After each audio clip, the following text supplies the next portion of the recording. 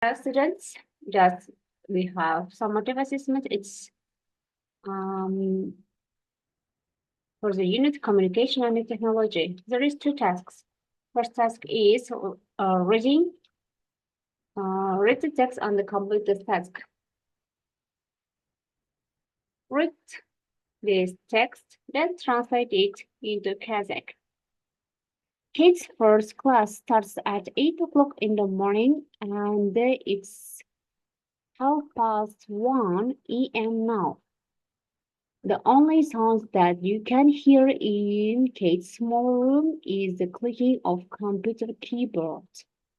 Her mom does no longer know what to do.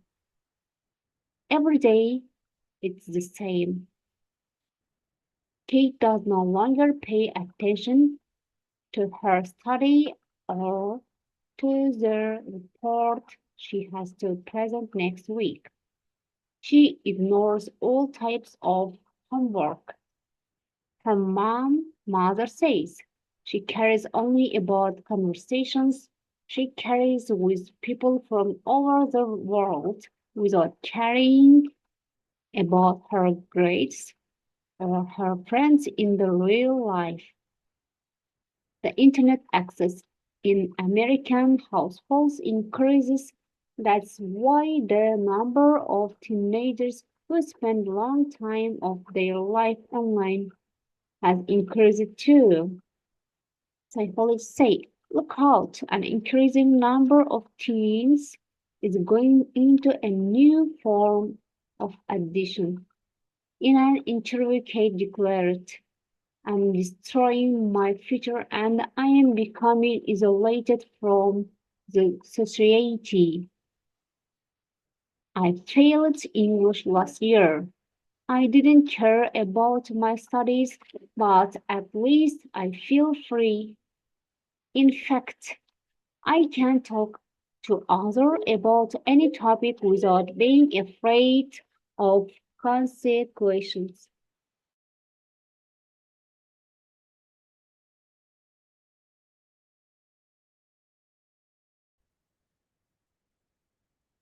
Бұл жерде айтылған кейт және интернет жайлы, яғни қысқаша айтып өтетін болсақ, кейттің бірінші сабағы таңғы 8-де басталады және қазіргі уақыт ол 1:30. Кейттің шағын бөлмесінде естілетін жалғыз дыбыс ол компьютерде ойнаған, яғни компьютердің перне тақтасының шертуі болады. Ал енді анасы не істерін білмейді. Күн сайын бәрі бірдей. Кейт енді оқуына да келесі аптадан ешқайсына мән бермейтін болды дейді.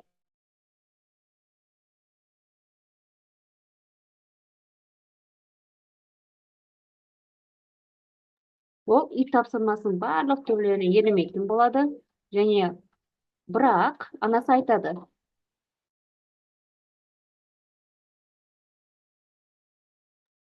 Ол тек әлемнің түкпір-түкпіріндегі адамдармен сөйлесетін әңгімелерді ғана ойлайды деп айтады.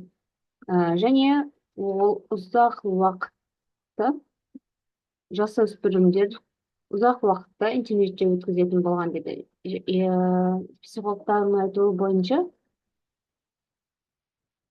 жасөспірімдер саны артып келеді және күні бойы олар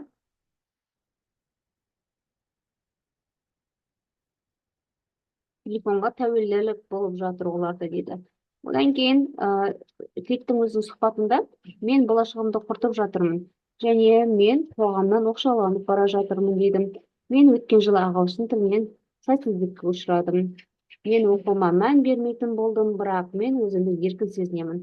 Басқалармен кез келген тақырыпта сөйлесе аламын дейді. Ары қарай енді осыған байланысты тапсырма бар, соны орындаймыз. Kate spends a long time online. Бұл біздегі біріншісі C болады.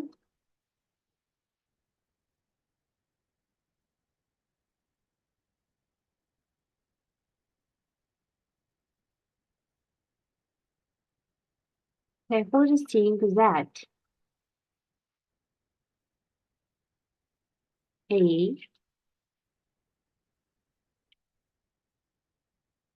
is a location from society. It is B. Yours is B. Just, take a long time, doesn't have,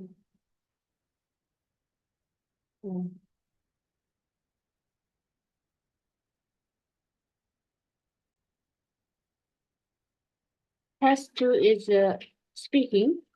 Екінші тапсырмада мынау бізде example берілген. Және оған ұқсатып біздер сұрақ қоюымыз керек, және оларға жауап беруіміз керек. What piece of technology can you live without? Қандай технологиясыз сіз өмір сүре алмайсыз? Не үшін? Why? How often do you watch TV? Explain your answer. Қаншалықты жиі теледидар қарайсыз? Және оған жауап беріңіз деген.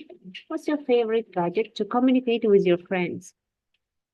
Қандай сіздің сүйікті гаджетіңіз бар? Достарыңызбен сөйлесе алатындай. Қазір біз бұларға сұрақ қойып, жауапты жазатын боламыз. Ары қарай тестідегі сұрақтар